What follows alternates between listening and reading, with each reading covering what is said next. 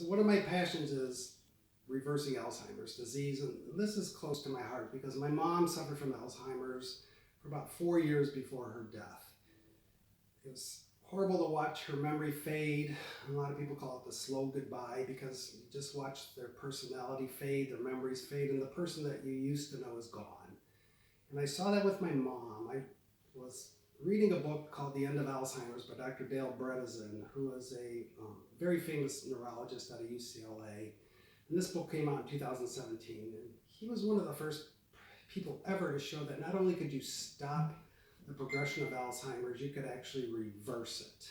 And he's proven that on MRIs, where the memory centers of the brain actually grow if the patient is put on the right protocol.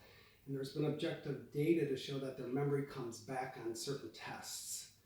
So with my mom, I started her on the Bredesen protocol, and within 6 weeks, on a test, I could see that she had improved. She eventually fell, broke her hip, and died from a totally unrelated cause, but within that 6 weeks period, I was able to reverse a significant amount of her memory issues just by correcting the underlying root causes. Dr. Bredesen found there's 36 different causes for Alzheimer's. There's probably a few more, but that's the basic ones. And if we could get to about fix 10 or 12 of those, the brain goes from actually destroying itself to healing itself, which is pretty remarkable. There's been people in their 80s and 90s who we have shown growth of the brain centers that are affected by memory just by reversing those root causes. So what we do is we take a patient, we do a pretty extensive history and physical, we go through their lifestyle, their diet, exercise, spirituality, emotional issues to make sure that those are not affecting their health.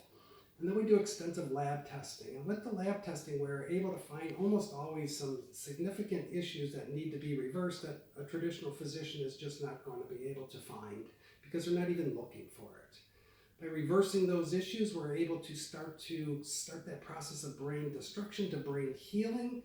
And we do MRIs about every 6 months that can actually show the growth of the brain. There's been some pretty remarkable results with this. A lot of traditional physicians don't believe there is such a thing, but this is research proven out of UCLA, and a lot of the data is online if anyone is interested in looking at